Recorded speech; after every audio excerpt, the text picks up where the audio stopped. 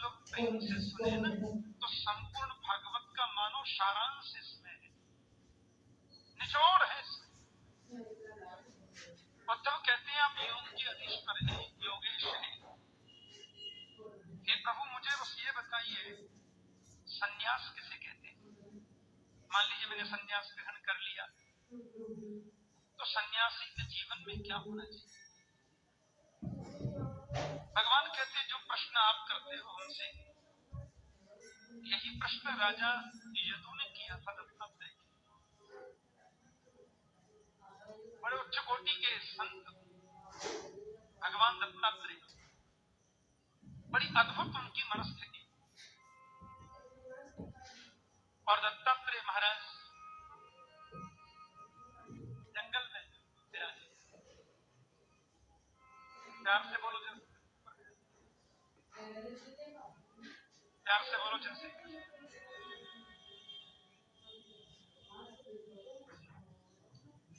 संन्यास का लक्षण क्या है? तो दत्तात्रेय जी के पास में जब यदु महाराज गए तो उनसे पूछा, बाबा इतना हृष्ट शरीर, आसपास में कोई गांव भी नहीं दिखते, फिर महाराज आपके भोजनादि की व्यवस्था कौन करता है? आप इस निर्जन वन में अकेले पड़े रहते हैं। आप कहोगे हम तो त्यागी हैं, तो त्यागी आप क्यों हो गए, मैं क्यों नहीं हुआ? उस त्याग में क्या है जिसके लिए सब छोड़ा? आप कहेंगे हमने तो सीखा है, तो कहां से सीखा और मैंने क्यों नहीं सीखा? दत्तात्रेय कहते हैं देखो, गुरु कई प्रकार के होते हैं। एक होते हैं शिक्षा गुरु, एक होते हैं दीक्षा गुरु। शिक्षा गुरु जीवन में अनेक होते हैं। प्राइमरी में एक गुरु होते हैं, मिडिल क्लास में एक होते हैं, हाई स्कूल में एक होते हैं, इंटरमीडिएट में एक होते हैं, बीए में और गुरु बदल जाते हैं। तो ये गुरुजन जो है वो बदलते रहते हैं। शिक्षा गुरु, एक पुरोहित गुरु होते हैं, आपके बच्चे का नामकरण करते हैं, उपनयन संस्कार है, विवाह संस्कार है, दाह संस्कार सब करते हैं। एक बेचारे पुरोहित अपने हितम की दृष्टि के पुरोहित, यजमान का जो आगे आगे है तो सोचे वो पुरोहित होते हैं। लेकिन कान में जो मंत्र देता है वो गुरु तो एक ही होता है। वो गुरु बदलना नहीं चाहिए। आजकल तो वो गुरु भी अपनी सुविधा से बदलते रहते हैं लोग। मैं कथा कर रहा था महाराष्ट्र में, शायद मुंबई में, बहुत दिन की बात है। एक माता मेरे से बोली, ठाकुर जी मैं तो थाने गुरु जी बनासी हूँ, मारवाड़ी भाषा में। मैंने कहा 85 वर्ष की हो गई माता, आपने कोई गुरु नहीं बनाया? घना ही गुरु जी बनाया महाराज, पर कोई रिहाई को नहीं। क्या मतलब माता? शादी से पहले कुमारी थी तो मैंने एक बहुत अच्छे संत गुरु मिले मुझे, भक्त महात्मा बद्रीनाथ में बर्फ में तपस्या करते थे।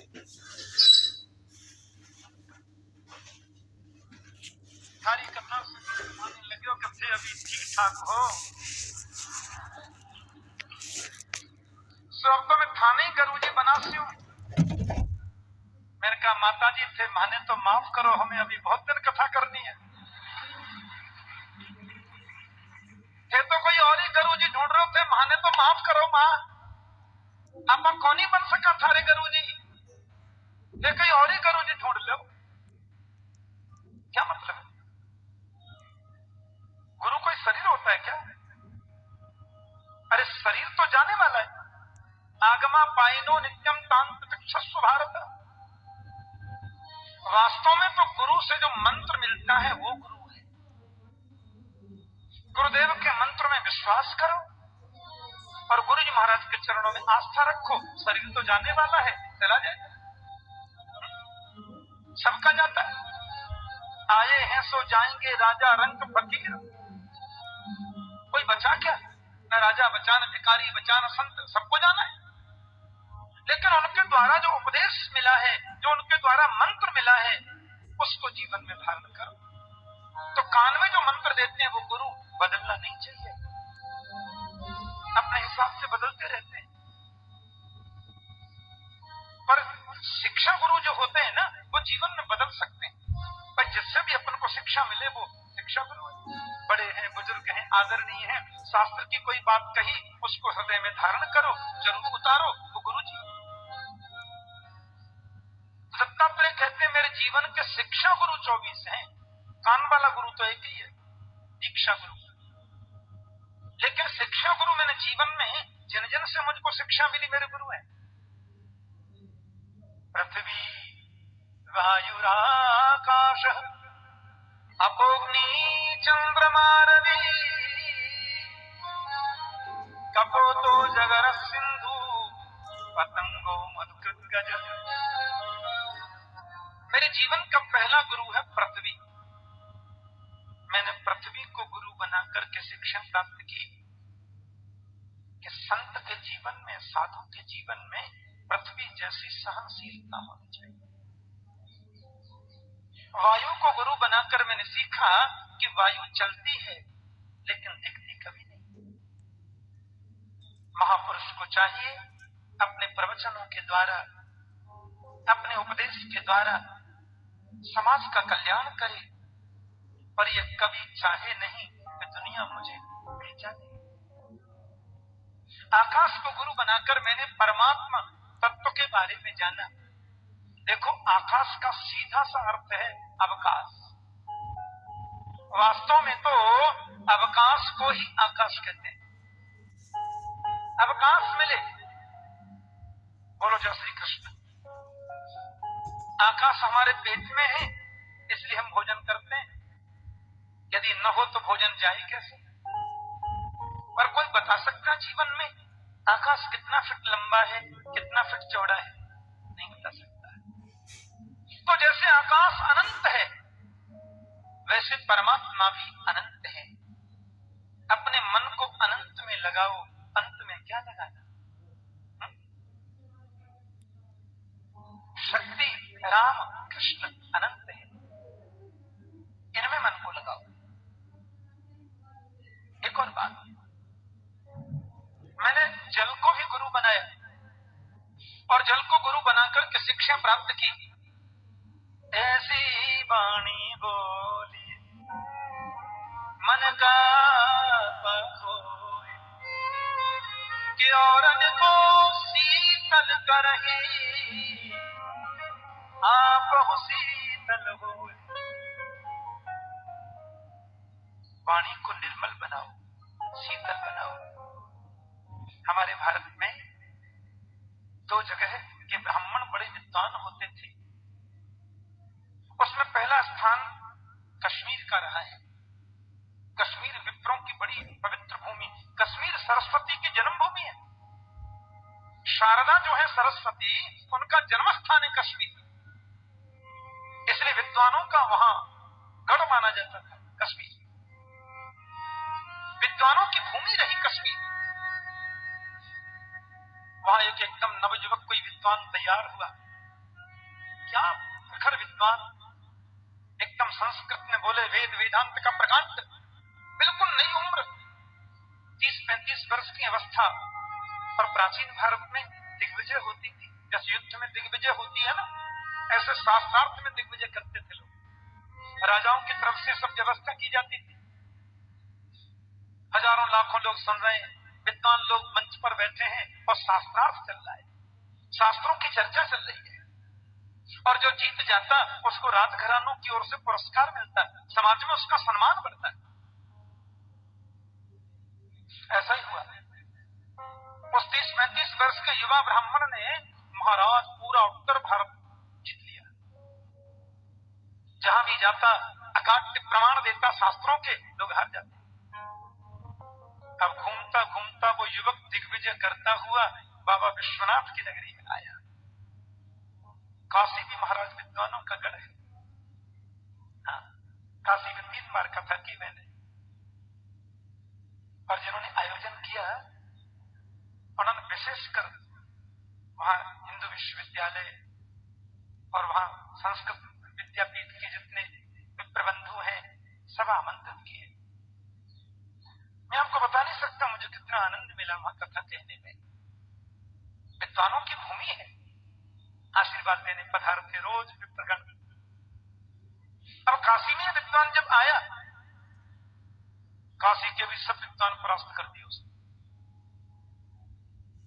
एक 85 वर्ष के बूढ़े बाबा, सब विद्वान उनके पास में गए, बोले महाराज काशी की लज्जा आपके हाथ में है। ये बड़ी खुशी की बात है, विद्वान पुरुष है, लेकिन अब काशी सबको हरा रहे। बोले ठीक है, उसको बोलो कल हमसे शास्त्रार्थ होगा। शास्त्रार्थ करने के लाखों लोग एकत्रित हुए। कश्मीर का वो 35 वर्षीय युवा ब्राह्मण और काशी के 85 वर्षीय विद्वान ब्राह्मण दोनों आमने सामने बैठे, लाखों नर नारी सुन रहे। हमारा शास्त्र चला, अखंड प्रमाण उसने दिए, लेकिन इस वृद्ध ब्राह्मण ने सबका काट कर दिया। क्या वेद, क्या वेदांत, क्या उपनिषद, क्या मीमांसा, क्या दर्शन, प्रश्न करे ब्राह्मण उसका जवाब तुरंत दे। और परिणाम ये हुआ कि प्रातः 9 बजे से आरंभ हुआ वो सत्संग रात्रि के 10 बजे, और वो युवा ब्राह्मण कश्मीर का परास्त हो गया, हार गया। सभा संपन्न हो गई, लेकिन उस युवा ने अपने कक्ष में आकर के सोचा, मैंने 10-10 दिन तक बिना नींद लिए शास्त्रों का अध्ययन किया, 20-20 घंटे पानी में खड़े होकर मैंने साधना की, मंत्रों का मैंने जाप किया, उनको भी साधित किया, हार गया। अब जीवन में जीने का कोई मतलब नहीं है। और पूरी काशी में प्रचार हो गया कि वो युवा ब्राह्मण मरना चाहता है। उसने कह दिया कल सायंकाल का सूर्यास्त बाद में होगा, मैं जल में समाधि ले लूंगा, गंगा में जीवित समाधि लूंगा। हाहाकार मचेगा। काशी के राजा ने सुना, बोले नहीं महाराज ऐसा मत करो, आप जैसे विद्वानों की राष्ट्र को जरूरत है। काशी के राजा तो सब व्यवस्था करते थे। बोले नहीं, मेरे जीने का लक्ष्य खत्म हो गया, मैं मरना चाहता हूं, और सूर्यास्त होने से पहले मैं जल में समाधि ले लूंगा। लाखों नरनारी मनाने पहुंचे, लेकिन युवा ने किसी की नहीं सुनी, कक्ष बंद कर दिया। उस वयोवृद्ध 85 वर्ष के बाबा ने सुना। लोगों ने कहा वो मरना चाहता है। बोले नहीं, उसको बोलो मरना नहीं चाहिए, उसको बोलो ऐसा नहीं करते। उसने कहा नहीं, मेरा मैंने निश्चय कर दिया, सूर्यास्त से पहले गंगा में डुबकी लगा दूंगा। उस वयोवृद्ध ब्राह्मण ने कहा उसको जाकर के बोलो वो हारा हुआ है और मैं जीता हुआ। हारने वाले को जीतने वाले की बात माननी चाहिए, उसे आकर जरूर मिले, फिर भले ही वो मर जाए, मुझे चिंता नहीं। जो 35 वर्षीय युवा उस वयोवृद्ध के पास में मिलने के लिए आया, उस बूढ़े ब्राह्मण ने दौड़कर उसको गले से लगाया और प्रेम के आंसुओं से उसका सिर भिगोया।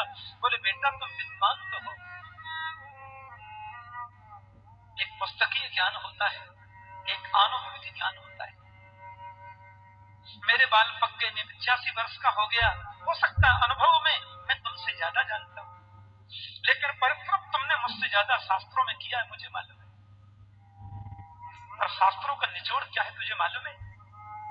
जीवन जीने के लिए मिलता है, मरने के लिए नहीं। ये शास्त्र का निचोड़ है। बेटा हम दोनों ने शास्त्रीय चर्चा की, हमारा कोई वैमनस्य नहीं है, और मैं तुमसे वैमनस्य क्यों करूंगा, मेरे पोता भी तुमसे बड़े हैं। मैं पता है रात भर सोचता रहा कितना बड़ा विद्वान प्रकट हुआ है मेरे राष्ट्र में, तुझ पर मुझे गौरव है, मुझे फख्र है। तेरे जैसे विद्वान को इस राष्ट्र की बहुत जरूरत है। मैंने कुछ भी कहा शास्त्र का ज्ञान और अपने अनुभव के द्वारा कहा,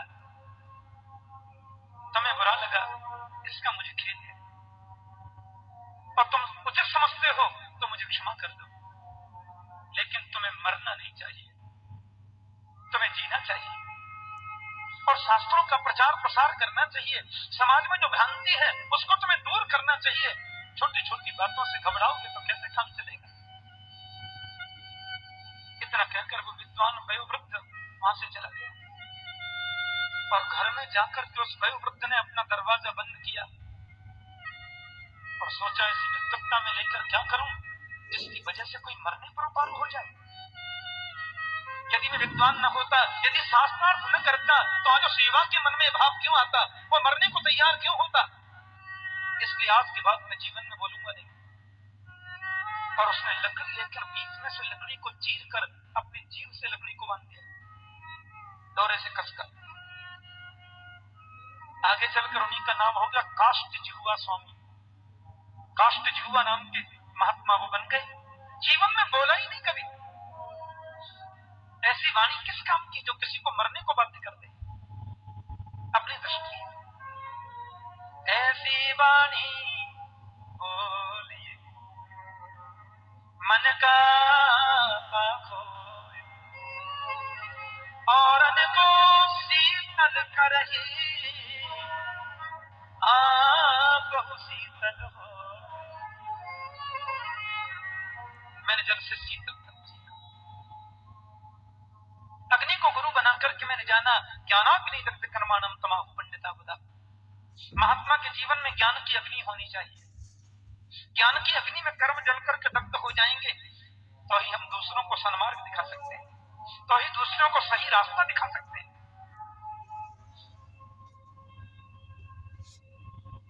मैंने कबूतर को गुरु बनाकर के सीखा कि संत के लिए दुनिया उसकी अपनी है और कोई उसका अपना नहीं है। एक कबूतर था। देखो दत्तात्रेय जी ने जो गुरु बनाए, पंचमहाभूत भी गुरु, पांचों तत्व उनके गुरु, पृथ्वी जल तेज वायु आकाश। मैंने कबूतर को गुरु बनाकर के सीखा कपोतक कश्चनारण्ये कतनीदौ वनस्पतौ कपोत्या भार्जिया सार्धम उवास कतिचिन समा। बहुत ध्यान से सुनना। एक कबूतर अपनी पत्नी के साथ में जंगल में रहता था। उसके 4-5 बच्चे थे। एक बार पत्नी को साथ लेकर के वो चुगा लेने दूर चला गया। बच्चे ऊपर रह गए। पीछे से किसी पहेलिया ने आकर के वो अन्न के दाने डाल दिए। कबूतर के बच्चे उन दानों को चुगने के लिए वृक्ष से नीचे आए और जाल में फंस गए।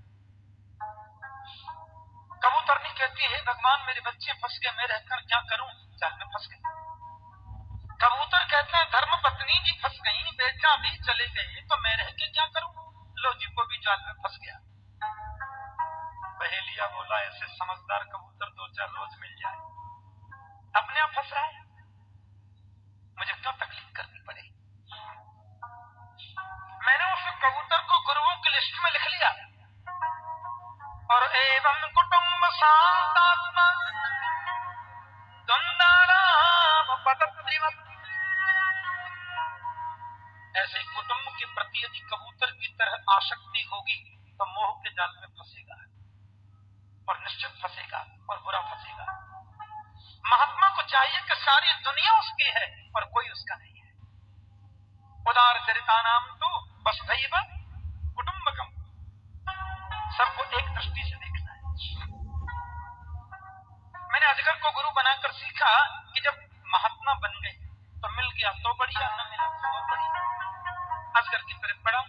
कुछ लोग मुझे महात्मा समझते हैं, दीक्षा दे देते हैं, पा लेता हूं, नहीं देते पढ़ा लेता हूं, चिंता नहीं। मैंने सागर को गुरु बनाकर के शिक्षा प्राप्त की कि महात्मा के जीवन में सागर जैसी गहराई और सागर जैसी गंभीरता होनी चाहिए, बहुत जरूरी है। मैंने पतंगे को गुरु बनाया। पतंगा अग्नि के पास में पहुंचता जल के राख हो जाता है, स्त्री संग नहीं करता।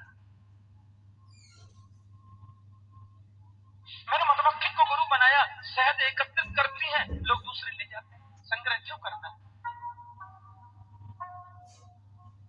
गजराज को गुरु बनाया। लकड़ी की हथनी को सत्य समझ के पकड़ने दौड़ता है, लोग हथनी खींच लेते हैं, गड्ढे में गिर जाते हैं।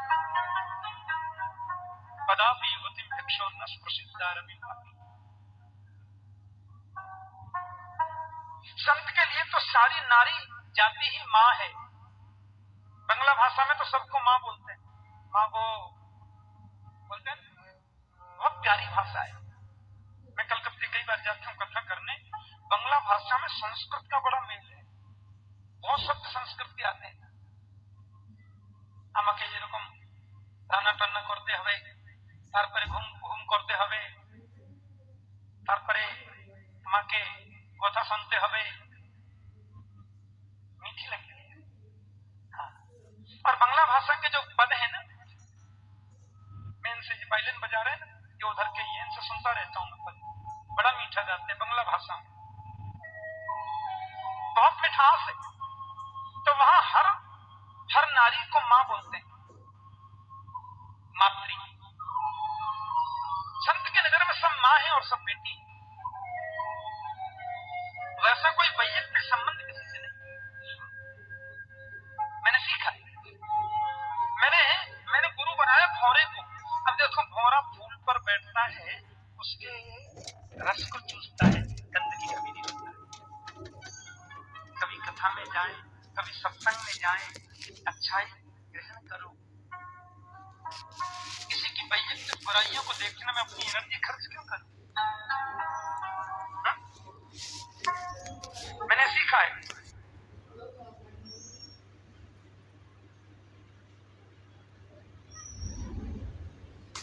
हाँ, वो आज क्या है, कथा में जब सवेरे उठ के गया तो बहुत लोगों ने कहा, लोग माताएं, बहनें, भाई लोग बहुत असुविधा हो जाती है। इसलिए आपकी सुविधा के लिए, आपके लिए लकड़ी बैठे उनके लिए महाराज जी ने भी आज्ञा दे दी कि लोग की इच्छा है तो कोई बात नहीं, ये आपकी सुविधा के लिए ऐसा किया गया है।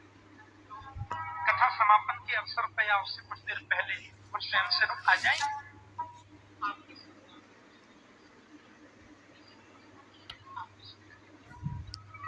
तो मैं आपसे निवेदन कर रहा था कि ये भौरा रस चूसता है, गंदगी कभी नहीं लेता, गंदगी नहीं लेता है। एक गुरु बनाया मैंने बच्चे को। ये बच्चे जो होते हैं ना, बहुत भोले होते हैं, न तो ईर्ष्या होती है, न किसी के प्रति कपट होता है। हाँ, न ईर्ष्या है, न कपट है, न किसी के प्रति विशेष द्वेष भाव है।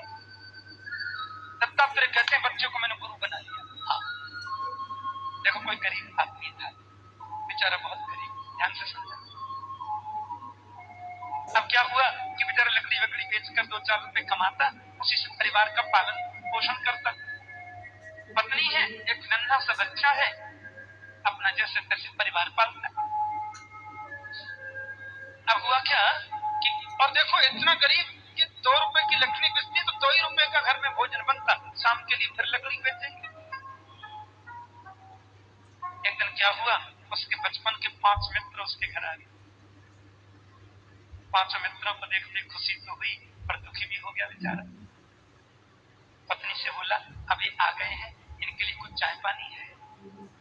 पत्नी बोली, घर में तो कुछ है नहीं, रोटी बना के हम लोगों ने खा ली, एक रोटी मैंने मन्ना के लिए रख दी है, वो बीच में भूख लगे तो खा लेगा, और तो घर में बिल्कुल कुछ नहीं है। आप फिर लकड़ी बेचने जाएंगे, आटा खरीद के लाएंगे तो फिर रोटी बना दूंगी। उसने कहा, देखो मेरे बचपन के मित्र आए हैं 5, अरे कुछ नहीं तो इनको चाय पानी तो देना चाहिए। पत्नी बोली, तो फिर आप एक काम कर लीजिए। क्या? बोले, ऐसा करिए कि आप जो है वो बाजार से 5 रुपए की कुछ चीज ले आओ, 1 रुपए का दूध ले आओ, 1 रुपए की चाय पत्ती, 1 रुपए की चीनी ले आओ, 1 रुपए की भुजिया ले आओ, 1 रुपए की मिठाई। मैं 500 को एक प्लेट में सजा दूंगी, मिठाई और भुजिया को, और दूध चाय पत्ती का, बस चाय पी लेंगे। अरे देवी, वो तो ठीक है, 5 रुपए का उधार कौन देगा मुझे? और मान लो मैं ले भी आया तो मैं उसको चुकाऊंगा कैसे? चुकाया जाएगा कैसे? बोले, आप नहीं समझते हैं जी, देखो पत्नियां कितनी बुद्धिमान होती हैं, आपको नहीं मालूम। अब आप ये तो सोचो कि जब ये 5 लोग आए हैं हमारे घर नाश्ता करके जाएंगे, तो हमारे मुन्ना के हाथ में कम से कम 5 रुपए तो रखेंगे। आप ध्यान मेरी तरफ रखना। उसने कहा, ठीक है। बेचारा बाजार में गया और 5 रुपए की सारी चीजें ले आया, चाय बन गई, भुजिया बन गई, और देखो मिठाई भी धर दी, ऐसा कर दिया। अब वो 500 लोग बोले, भैया ये देखो गरीबी अमीरी अपनी जगह है, लेकिन तुम हो बहुत ही बुद्धिमान और बहुत अच्छा लगा तुम्हारे घर आए हम, अच्छा जा रहे हैं। अब वो लोग गए तो बच्चे के हाथ में 500 रुपए रखना भूल गए, बच्चे के हाथ में रखना भूल गए। पत्नी बोली तो गए, पति बोले कोई बात नहीं, जंगल जाता हूँ, आज ज्यादा लकड़ी ले आऊंगा और 1-1 रुपया करके 5 दिन में चुका दूंगा। सेठ जी को बोलते बस माफ कर। अब जैसे ही वो जाने लगे महाराज, द्वार तक पहुंचे होंगे कि वापस लौट के आ गए। आओ साहब कैसे पधारे? अजी क्या बताएं, अब आपसे हम क्या कहें। वो बात यह है कि वो ऐसा हुआ कि वो बच्चे के लिए हम कुछ मिठाई तो लाए नहीं थे। लाला कहाँ है? बच्चे के हाथ में कुछ रखने लगे। बेटा बोला मैं नहीं लेता। माँ ने कहा ले लेने। बेटा बोला नहीं मैं नहीं लेता। पर अरे अरे देवी तुम बोल दो ना, ये बच्चा क्यों नहीं लेता है? ले ले। माँ ने कहा रहने के लिए। बोले नहीं नहीं हम कुछ लाए नहीं थे, अब लेना चाहते हैं। तो मैया ने कहा बेटा प्रेम से बाबूजी दे रहे हैं तो ले ले। बोले मैं नहीं लेता। माँ बोली क्यों नहीं लेता? क्योंकि तुम तो 5 रुपए की बोलती थी, ये तो 2 रुपए दे रहे हैं। तुमने कहा था 5 रुपए देके जाएंगे, बाजार का कर्जा चुक जाएंगे, 2 ही रुपए देते। 2 में कैसे दूध वाले का, चाय वाले का सब देना है ना। माँ ने दौड़ करके बच्चे को गले से लगाया। इतना निर्मल अंतःकरण उसको ये भी नहीं मालूम, वो यह भी नहीं जानता अब क्या कहना है। मैंने उस बच्चे को गुरु बनाया, छोटे से नन्हे बालक को, और उस बालक को गुरु बना करके मैंने क्या सीखा कि न मे मानव मानोस्तौ न चिंता पुत्री नाम आत्म क्रीडा आत्मरति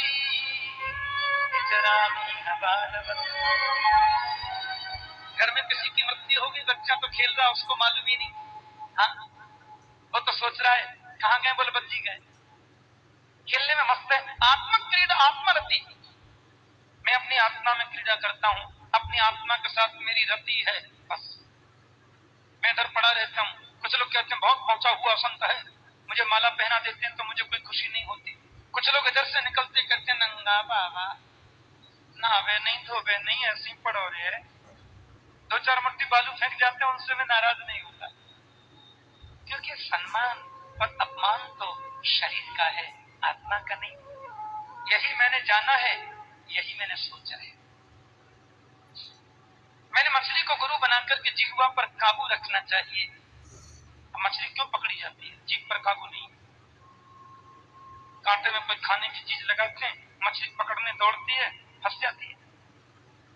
ऐसे ही जितम सर्वम जिते रसे, जिसको इंद्रियों पर विजय प्राप्त करनी है वो जीव पर विजय प्राप्त करे। जैसा मिल गया रूखा सूखा खा लिया। जीने के लिए खाना, खाने के लिए नहीं जीना, ये प्रयास करना चाहिए। बोलो जय श्री कृष्ण। और भैया मैं दत्तात्रेय जी से यदु ने कहा एक बात बता दो महाराज जी, आप अकेले क्यों रहते? 2-4 शिष्य रख लो पास में। बोले देखो संत अकेला रहे ना तो भजन में मन लगता है। जिसका मन वश में है वो तो भीड़ में भी रहे तो कोई फर्क नहीं पड़ता। मुझे तो मेरे मन पर विश्वास नहीं है ना, इसलिए मैं अकेला ही रहता हूं। और ये मैंने सीखा कहां से मालूम है? एक कुमारी कन्या को मैंने गुरु बनाया। शादी से पहले बेटी को देखने जाते हैं ना। हाँ कहाँ जा रहे हैं साहब? बोल बहू देखने जा रहे हैं हमारे व्रत में। आजकल तो लोग मेंटल में भर के जाते हैं, ऊपर वाले भी जाते हैं, नीचे वाले भी जाते हैं, अड़ोसी पड़ोसी भी जाते हैं। बेचारा बेटी वाला जो सत्कार करता है उनका आपसे क्या बताएं। काले ओखली में डाले, धनकुटा से कूटने लगे। और दादी सासू जी ने जो चुप, हाँ ठंडा गरम चटपटा मीठा, कालीन बेचारा बिछाएगा नहीं है तो किराए पे लाएगा मखमल के गद्दे। 10-20 हजार इनके स्वागत में खर्च कर देगा। और जब जाने लगेंगे तो डरता डरता पूछेगा मेरी बेटी कैसी लगी। हम फोन कर देंगे कैसी लगी, और वहां जाके फोन आ जाता है ठीक नहीं लगी। ये फूहड़पन मेरे राष्ट्र में नहीं था। बायोडेटा बनता है। ये शादी हो रही है कि सौदा हो रहा है? बोलो जय श्री कृष्ण। किसी कन्या को देखने के लिए दादी जी गई, पर भी गया, बहन गई, किसान की बेटी। माँ घर पे थी नहीं, और दादी जी को तो इतनी अच्छी लगी वो बहू, हार पहना दिया, गोद में फल रख दिए, 10-10 काट की सौभाग्य की चिन्ह चूड़ियां पहना दी। देखो साजी, आपकी बेटी तो मेरे घर की बहू हो गई, अब मैं इसी बेटी के हाथ का भोजन पाके जाऊंगी। पिता ने कहा बेटी सुंदर भोग बनाओ, हाँ दाल भात बनाओ। अब बेटी ने अंदर देखा तो चावल तो थे नहीं, धान तो पूरे कमरे में भरे थे। तो बेचारी बेटी ने क्या किया, अब किसान की बेटी है, सो धान उसने निकाले, ओखली में डाले, धनकुटा से कूटने लगी। तो दादी सासू जी ने जो चूड़ियां पहनाई थी वो खन खन खन खन बजती है। मैंने आपसे कहा था ना एक बार, पिता की इज्जत का बेटी जितना ख्याल रखती है ना, उतना कभी कभी बेटा नहीं रख पाता। संसार के जितने संबंध आज तक बने हैं, उसमें सबसे ऊंचा और सबसे निर्मल संबंध कोई है तो बेटी और पिता का संबंध है। बेटी बोली चूड़ी खनखन बजती है, पिताजी की बात नंबर 2 पे आ जाएगी। दुकान तो बड़ा गरीब है, घर में चावल नहीं, धान कूटे जा रहे हैं, और ये चूड़ी भी कैसे उतारूं? दादी सासू जी ने पहनाई, सौभाग्य का चिन्ह है। उसने 6-6 चूड़ी निकाल दी, 4-4 हाथ में रखी, और जैसे ही कूटने लगी धान तो 4 भी बज दी। कन्या ने 2-2 चूड़ी और निकाल दी, धान कूटने लगी तो 2 चूड़ियां भी बज रही हैं। बोली पूरा तो नहीं उतारूंगी, पूरा उतारूंगी तो फिर गड़बड़ है। एक-एक चूड़ी और निकाल दी, और जैसे धान कूटने लगी यदु तो चूड़ी बजना बंद। मैं उधर से निकल रहा था, उस कन्या का पूरा नाटक मैंने खिड़की में से देखा और उसको अपने गुरुओं की लिस्ट में लिख लिया। और मैंने क्या सीखा मालूम है? कि बासे बहुनांगल हो भवेन वार्ता वयोरपि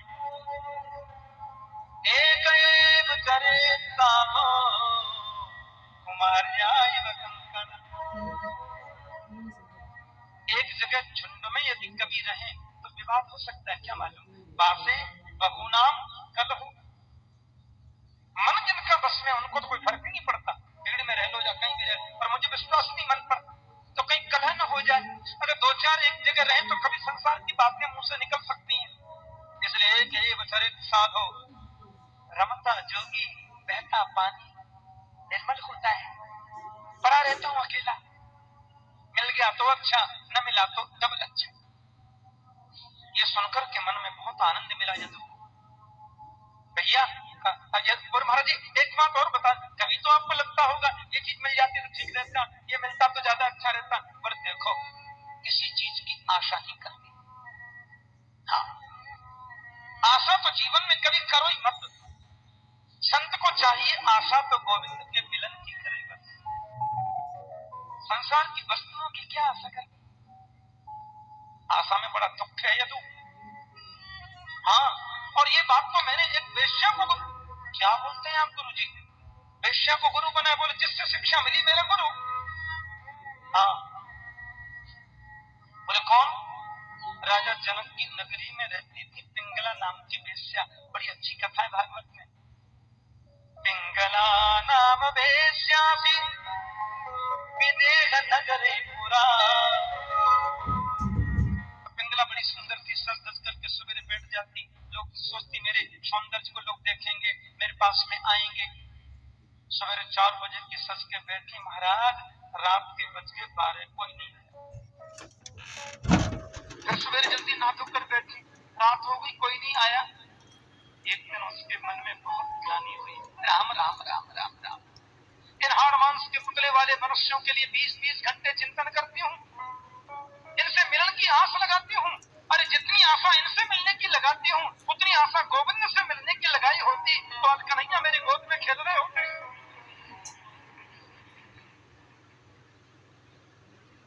आशा उसने प्रभु से लगाई।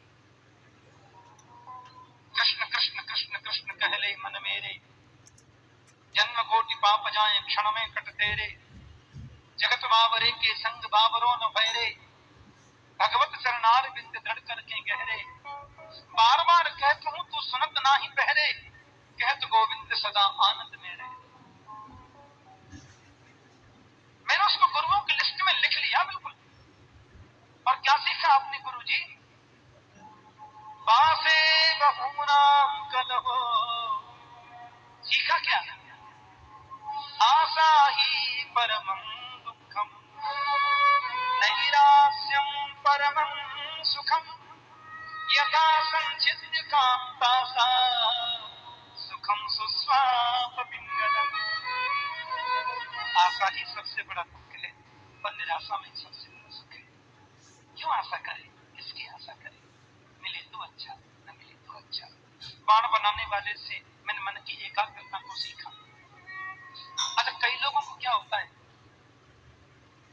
कई लोग सोचते हैं कि एकांत मिले तो भजन करें। ध्यान देना, कई लोग क्या है कि भीड़ भाड़ को भी एकांत बना लेते हैं। एकांत मिले तो ही हम भजन करें, कभी नहीं होगा। एक आदमी मेरे से पूछने लगे, महाराज माला जपते तो मन नहीं लगता, अब बिना मन लगे भगवान का भजन करें तो क्या फायदा? मैंने कहा सुनो, फर्क केवल इतना है, तुम बाहर भागे मैं अंदर भागा। बोलो जैसे भजन करें ऐसा होगा ही नहीं कभी, भजन करोगे तो मन लगेगा। बोलो जैसे बिना मन लगे भी भजन करो। जपाप सिद्धि जपाप सिद्धि जपाप सिद्धि न संशय। और जब करते करते भजन करते करते एक स्टेज ऐसी आएगी कि तुम्हारे सामने होकर बैंड बाजे निकल जाए, तुम्हें पता नहीं चलेगा। मन यदि एकाग्र है। हाँ, जापान में एक बार बहुत बड़ा भूकंप आ गया। स्वामी विवेकानंद महाराज प्रवचन कर रहे थे, उपदेश कर रहे थे। वहां भूकंप बहुत आता रहता, लकड़ी के मकान बनते। अब ये प्रवचन कर रहे थे, अध्यात्म उपदेश चल रहा था, सो बड़बड़ बड़बड़ करके मकान हिलने लगा। सो जितने श्रोता थे सब भाग गए, एक भी श्रोता नहीं बचा। लेकिन स्वामी विवेकानंद आंख बंद करके बैठे थे। एक डेढ़ घंटे बाद जब भूकंप बिल्कुल थम गया, धीरे धीरे धीरे धीरे करके लोग आ गए, तो देखा स्वामी जी आंख बंद करे बैठे। लोगों ने पूछा, बाबा इतनी जोर का भूकंप आया, हम लोग सब छोड़ छोड़ के भाग गए, आप नहीं गए? विवेकानंद जी बोले, मैं भी भागा था, तुम भी भागे, मैं भी भागा। फर्क केवल इतना है, तुम बाहर भागे मैं अंदर भागा। बोलो जैसे कृष्ण, मैं अंदर गया तुम बाहर गए। मन की वृत्तियां जिसकी अंतर्मुखी हो जाती हैं, क्या कोई डिस्टर्ब करेगा उसे? दत्तात्रेय कहते हैं कि बाण बनाने वाला भी अपने बाण को ऐसे कर रहा था, पहनाते ना उसको, अच्छा कर रहा था। और राजा की चतुरंगनी सेना बैंड बाजे से सामने होकर निकल गई। किसी ने आकर के पूछा, गाजे बाजे से राजा की सेना गई, तुमने देखा क्या? नहीं था, मैं तो बाण बना रहा था, मुझे नहीं मालूम कौन गया सामने से। मन यदि कानों के साथ में नहीं है तो मंडप में बैठकर भी आप कथा नहीं सुन सकते, पक्की बात है। मन यदि आंखों के साथ में नहीं है तो आपकी आंखें खुली हैं, आदमी सामने से निकल गया, आपको पता ही नहीं चलता। कई बार ऐसा होता है ना। ठाकुर जी 5:30 बजे कल आप क्या बता रहे थे? मैंने कहा बता रहा था। क्या बता रहे थे?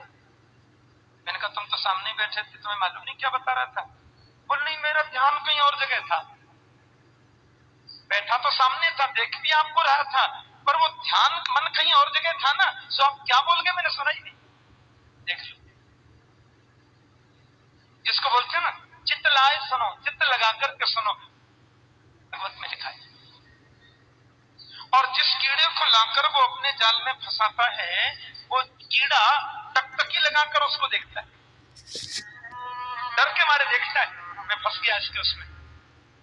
और लिखा है कि देखते देखते देखते देखते देखते देखते वो कीड़ा भी भृंगी की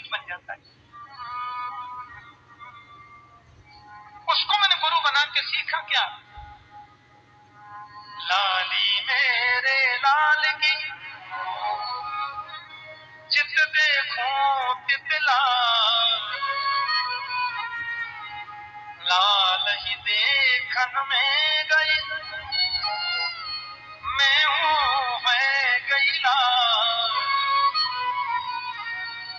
ब्रह्मविद ब्रह्मैव भवति, ब्रह्म को जानने वाला ब्रह्म में हो जाता है। और अंतिम अंतिम गुरु है मेरा शरीर, 24वां नंबर।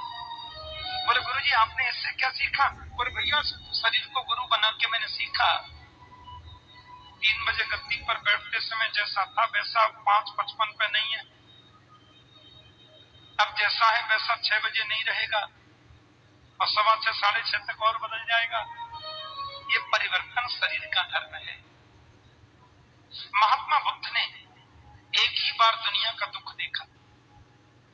जब इनके पुत्र नहीं था और बड़ी मुश्किल से पुत्र हुआ राजा के यहाँ, ये महात्मा बुद्ध जो पुत्र रूप में जन्मे, तो राजा ने ब्राह्मणों को बुलाया, त्रिकालज्ञों को। बोले महाराज जरा बताओ मेरा बालक कैसा होगा?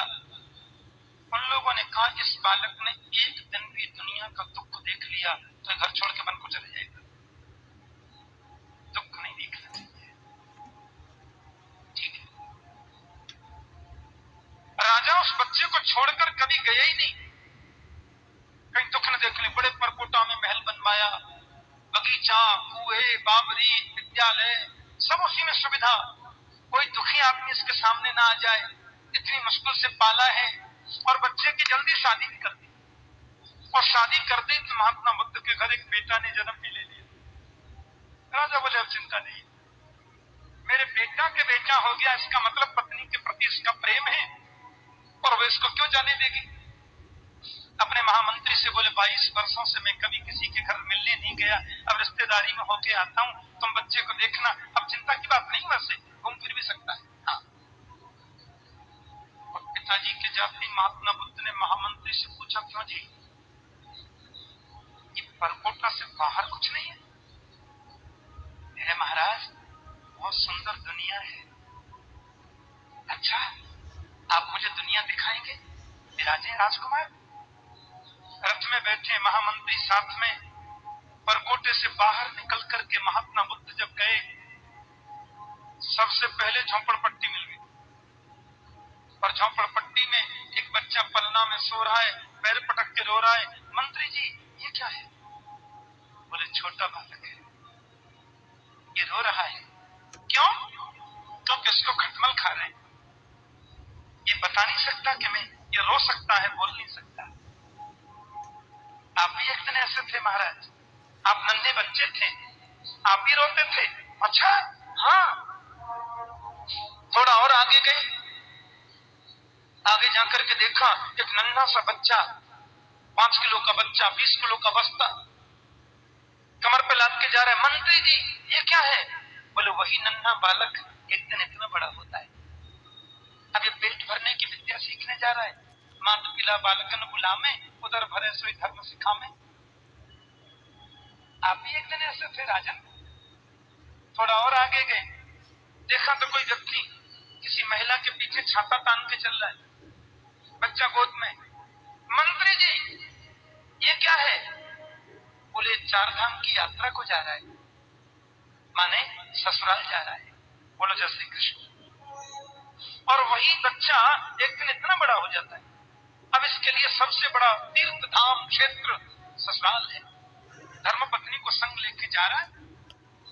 आपकी तो वही सब कुछ है, इसलिए आप नहीं जाते। अच्छा वही बच्चा एक दिन इतना, हाँ वो बालक ही ऐसा हो जाता है। थोड़ा और आगे गए तो देखते हैं कि मकान के द्वार की सिद्धि पर एक बूढ़ा आदमी बैठा, खुल खुल खुल कर रहा है। मंत्री जी ये क्या है? बोले वही 6 महीने का बच्चा एक दिन ऐसा हो जाता है, जिसको खांसी हो गई, दमा हो गया, बुखार आ गया, शरीर में दम नहीं है। अरे मैं भी ऐसा बनूंगा? निश्चित बनना है राजन, सबको बनना पड़ता है, बनना पड़ेगा। थोड़ा और आगे गए, देखा तो महाराज वो राम नाम सत्य है, राम नाम सत्य है कहते लोग चल रहे, ये क्या हो रहा है? बोले वही व्यक्ति, वही 6 महीने का बच्चा एक दिन इतना बड़ा हो गया, इसकी मृत्यु हो गई, इसको लोग लेकर के जा रहे हैं शव यात्रा। मंत्री जी, ये मरना क्या होता है? बोले सर्वे क्षयांता निचया पतनांता संश्रया संयोगस्य वियोगांता जीवितम मरणावधि। ये संसार का नियम है राजकुमार।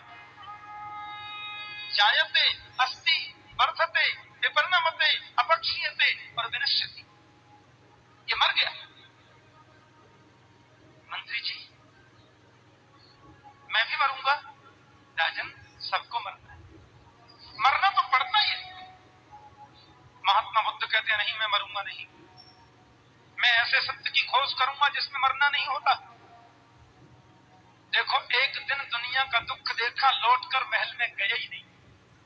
उसी दिन घर छोड़ करके बोधि वृक्ष के नीचे चले गए। आखिर मैं क्या हूं? यदि मैं शरीर हूं तो ये मरता क्यों है?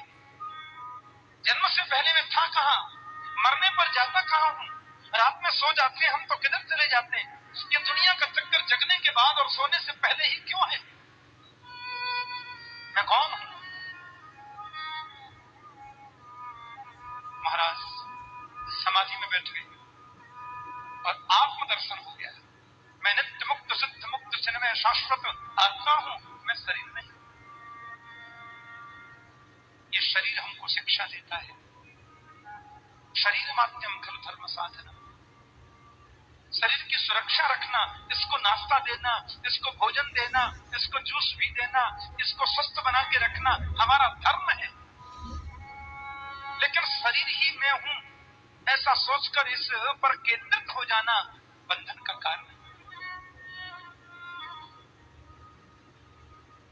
यदु महाराज ने दत्तात्रेय जी को प्रणाम किया और वहां से चले गए।